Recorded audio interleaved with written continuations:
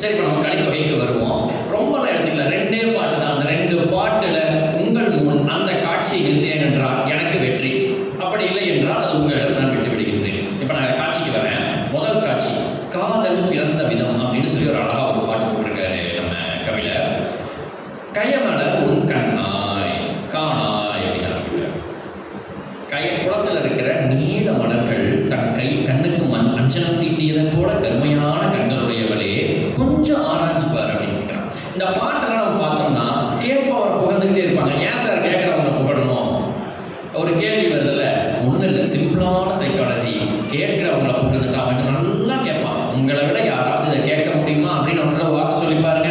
நீங்கள் சொன்ன கதையை முதல்ல இருந்து 3 மணி நேரம் பேசினா கூட கடைசி வரைக்கும் சொல்லுவான். அப்படி ஒரு மதிமயக்கம். சிம்பிள். நான் ஆரம்பிக்கிறதுக்கு முன்னாடி அறிஞ சுவைஞர்கள் அவங்க சொல்ல பார்த்தீங்கன்னா அந்த மாதிரி. அப்படி கேட்பவர் புகழ்ந்துட்டு ஆரம்பிக்கிறான். ஒருவன் பயமான் அடித்தேடுவான் போல. இந்த விலங்கினுடைய அடித்தளத்தை தேடிட்டு வர மாதிரி ஒருத்தன் நாள்தோறும் குணத்திலேயே வந்துட்டு போயிட்டு இருக்கிறான். நல்லா வலிமையா இருக்கிறான். தொடைமாண்ட கண்ணியன் நல்லா கொடுக்கப்பட்ட மாலை அணிஞ்சுக்கிட்டு வில்லை ஏற்றிக்கிட்டு நாள்தோறும் வரான். என்னை நோக்குது. அப்படி வந்தவன் என்னை பார்த்துக்கிட்டே இருக்கிறான். பார்த்துட்டு மட்டும்தான் இருக்கிறான். கண்ணை முன்னத்திற்காட்டுதல் அல்லது தான் உற்ற நோய் உரைக்கலாம் பார்த்துக்கிட்டே இருக்கிறானே தவிர தான் உற்ற அந்த காம நோயை வாயை திறந்து என்னன்னு சொல்லவே மாட்டேங்கிறான். பெயருமா பண்ணாலும் இப்படியே வந்து போயிட்டு இருக்கிறான். பாயல் பெறேன், எனக்கு அவனுக்கு எந்த சம்மந்தமும் கிடையாது. படற்கூர்ந்து அவன் வாயின் சேயேமான். அவன் பாயல் பெறேன், எனக்கு அவனுக்கு சம்மந்தம் கிடையாது. ஆனா அவனுடைய தோற்றத்தை பார்த்து இறங்கினானா அப்படியே துயர் பெறேன். எனக்கும் காதல் வந்துருச்சு. நானும் ராவெல்லாம் தூக்கம் பெறாமல் துயரடைச்சுக்கிட்டே இருக்கிறேன். யானும் துயர் வளர்ப்பேன் ஆயிடை கண்ணின்று கூறுதல் ஆற்றான். அவனா வாயத்தம்னு சொல்லுவானான்னு பார்க்கறான், சொல்ல மாட்டேங்கிறான். இவன் சொல்லுவானான்னு பார்க்கறான், அவன் சொல்லுவேனான்னு நிற்கிறான். பசங்க வாயத்தை சொல்லவே மாட்டாங்க. ஏன்னா ஒரு சிம்பிளான விஷயம் என்ன தெரியுமா? வாயத்தை சொன்னா எங்களுக்கு அடி விழுந்துருவோம், ஒரு பயம் இருக்கும்ல. அதான் சரி. இப்போ நம்ம விஷயத்துக்கு வருவோம். இப்போ அந்த பார்த்துக்கிட்டே இருக்கிறான், சொல்ல மாட்டேங்கிறான். சரி, நம்மளாவது வாயை தொடர்ந்து கேட்கறான் அப்படின்னா அவனாயின் பெண்ணென்று உரைத்தல் நமக்காயின். நான் பெண்ணாக இருக்கக்கூடிய நான் போய் கேட்க முடியுமா? கேட்க முடியாதது மரபல்ல அப்படின்னு. பார்த்தீங்களா சார், பசங்களை எப்படி அடைய விடணும் உங்களுக்கு நல்லாவே தெரிஞ்சிருக்குது. அவன் சொல்லுவானான்னு பார்த்துட்டு இருக்கிறான், இவன் சொல்லுவேனான்னு நின்றுட்டு இருக்கிறான்.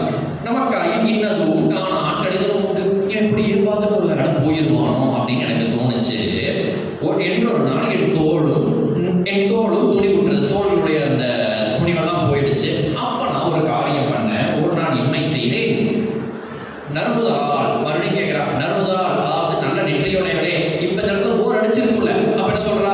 நறுமுதால் அப்படின்னு கேட்கிறா. இப்ப நல்லா பேசிட்டு இருக்கும்போது பார்த்து சான்றோர் வருவங்களே, நம்ம சான்றோர்கள் அப்படிங்கும் போது உங்களுக்கு ஒரு இந்த மறுக்கை ஏற்படுதல். அந்த மாதிரி நறுமுதால் அப்படின்னு சொல்லிட்டு ஏனல் இளங்கிலியாம் கடிந்தோவும் குணத்தையல் ஊசல்.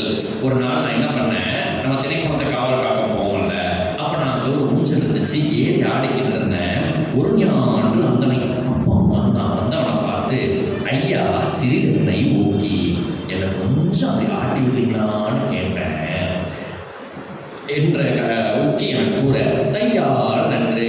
எப்படான்னு பார்த்துக்கிட்டு இருந்தவனுக்கு விருது வச்ச மாதிரி தையால் நன்று, பெண்ணே நானும் ஆட்டி விடுறேன்னு சொல்லி அவனும் ஆட்டுறான். அவன் ஊக்கி கை நெகிழ்வு, அப்படியே கை வலிக்கு பொய்யாக வீழ்ந்தேன் அவன் மார்பில். என்னோட கையெல்லாம் சத்தியமா வழுக்க கிடையாது. நான் என்ன பண்ணேன், விழுகிற மாதிரி பொய்யா அவன் மேல வீழ்ந்தேன். வாயா செத்து அது உண்மைன்னு நினைச்சவன் ஒய்யன ஆங்கியே எடுத்தனன். அப்படியே டக்குன்னு விறக சொல்ல, அப்படியே டக்குன்னு அப்படி என்னை எடுத்தனன் கொண்டான் மேல் மெய்யறியா தேன் போல் கிடந்தேன்மான். அப்படி எடுத்தான் பார்த்தியா, அவன் மேல என்னதான்னு தெரியாம இது உண்மையானு தெரியாம அப்படியே விழுந்து கிடந்தேன். ஆயிடை மெய்யறிந்து ஏற்றிடனே. அதுக்கப்புறம் இதுதான் உண்மை அப்படின்னு தெரிஞ்சுக்கிட்டனா அப்படியே அவனை எடுத்து அப்படியே டக்குனு மற்றும் ஒய்யன அப்படியே என்ன பண்ண, மறுபடியும் டக்குன்னு எந்திரிச்சேன். அப்போ அவன் பார்த்து, அழகான பெண்ணே செல்க, அதாவது அழகான பொண்ணே நீ போங்கிற மாதிரி ஒரு பார்வை பார்த்தான் பாரு அவன் அப்படின்னு சொல்லி தோழிக்கிட்ட சொல்றான். இதுல ஒரு விஷயம் என்னன்னா, பெண்மை மென்மையினுடைய வடிவம், ஆண்மை வலிமையினுடைய வடிவம். இந்த மென்மையை அந்த ஆண்மை பார்த்துச்சுன்னு வச்சுக்கோங்களேன், நட்டு கலந்து போயிடும். அந்த நட்டை திருப்பி போடுறதுக்கு அந்த மென்மையால் மட்டும்தான் முடியும் அப்படிங்கிறத அழகா ஒரு காட்சியில காமிச்சிட்டு போயிருக்கிறாங்க. என்ன அவன் என்ன பண்றதுனே தெரியாம இருக்கான். இதை பண்ணுடா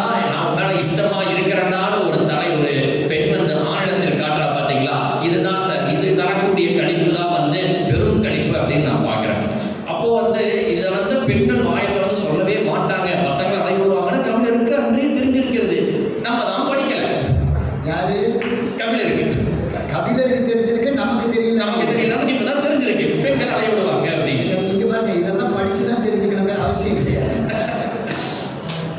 சரி, விஷயத்துக்கு வருவோம். இப்படி ஒரு காட்சியை படைத்த போது, அந்த காட்சியை படித்த போது என்னையே அறியாமல் என் வாய் சிரித்தது சான்றோர்களே, அதுதான் இந்த கடிதம்.